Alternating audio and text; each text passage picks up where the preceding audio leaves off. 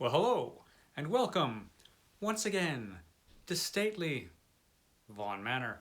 Now, today I've just got a quick little video about a quick little book. This is Damnation Alley by Roger Zelazny.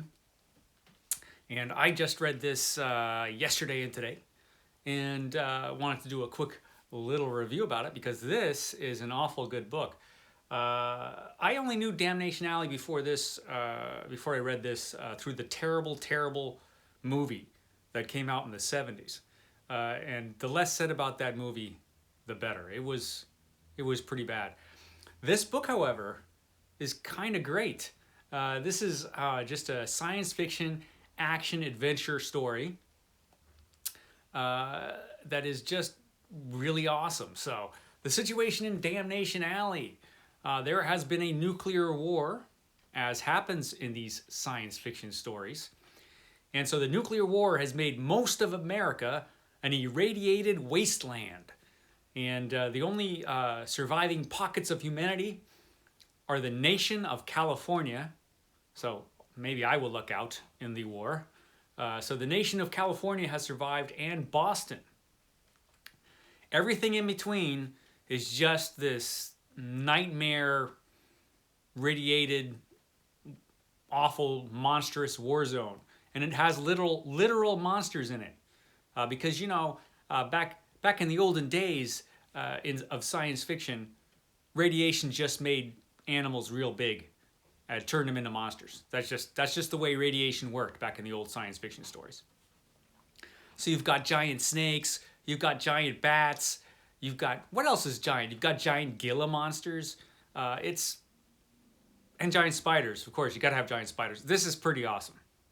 There's a lot of awesome critters in this book. So here's the situation. Now, Boston has fallen under a horrible plague, and they need medicine, but quick. And you can't use airplanes anymore because there are like these huge gusty winds that blow everything around up in the sky, and there are huge tornadoes everywhere, so you can't fly airplanes anymore due to the environment being destroyed by the nuclear war. So California has the cure for this plague, and they've got to get it to Boston. And what's the best way to get it? How about we'll get this horrible man, this terrible criminal, a murderer, a rapist, an all-around terrible guy, Hell Tanner. We'll get him to get the medicine to Boston. Because it just so happens Hell Tanner is like the greatest driver ever. So he's one of the guys that they want to get to drive this medicine to Boston to save all the people in Boston. Now, one thing I noticed right away at the beginning of this book is how similar the beginning of this book was to the beginning of Escape from New York. Snake Plissken and Hell Tanner are pretty much the same person. So a lot of influence, at least in the beginning of Escape from New York, from here, I think. Because it was eerily similar, the scene where they're getting this convict criminal to take this mission, which he doesn't want to take, of course. Hell Tanner, all around awful guy, who's done many terrible things, was part of a motorcycle gang that was wiped out by the government, but he survived because he was already in jail.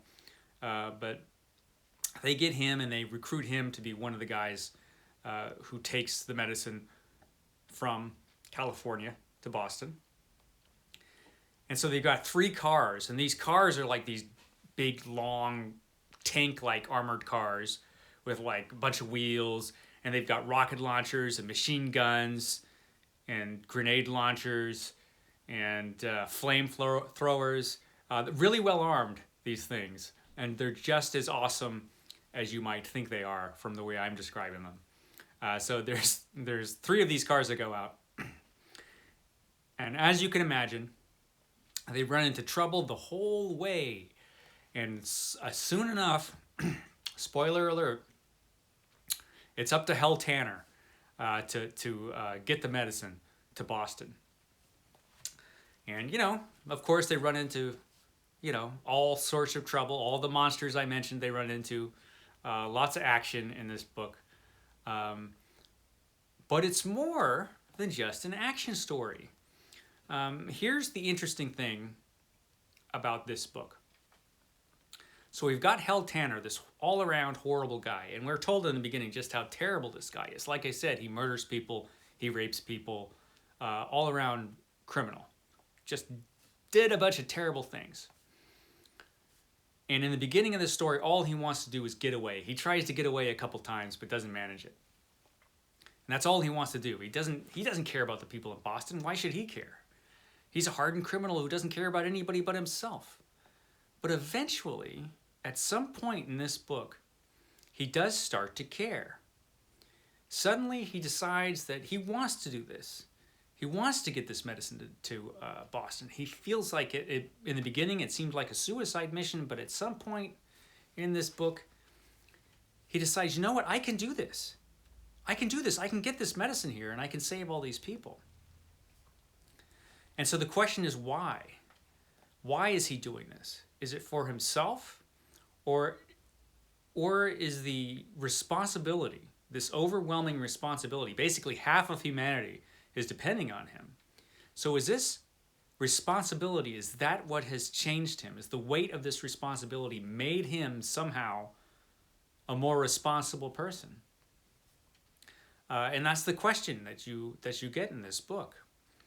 And there's many interesting moments because Hal Tanner, awful guy that he is, doesn't really seem all that awful. A lot of the points in this book, he acts decently to a lot of people. He cares about some people that he runs across, and he does, do his best to go the whole way to save the people of Boston. So yeah, there's a question: why is he doing this? The book doesn't give you a straight answer. It's a good enough book that it kind of makes you think about it and decide whether, it allows you to make up your own mind as far as that goes. But there is some character development as far as Hal Tanner is concerned. So it was an interesting book. It's an awful lot of fun, as you can imagine. Super fast paced because it's a little book. What is it, like 150 something pages? So yeah, it's pretty awesome. You can get this on the Kindle, I think. I got this old-timey copy. This book came out in 1969, I believe. And like I said, I think it influenced a few action movies. So definitely worth a read. So that is my quick little review of Roger Zelazny's Damnation Alley. Good stuff. So there you go. Thanks for stopping by once again here at Stately Vaughan Manor. I'm still waiting for my package from eBay with all those books in it, which I'm going to unbox here at Stately Vaughan Manor. So I'm waiting for that. So I'm going to have that video up, I hope, tomorrow. We'll see. Maybe the next day. And if not, I'll hope to film it tomorrow. I can't get it up tomorrow. So it'll be up by the next day. Let's hope. And then we've got the Sunday Penguin coming up. Once again, Mythos Monday. Lots of fun coming up here at Stately Vaughan Manor. So I will catch you next time.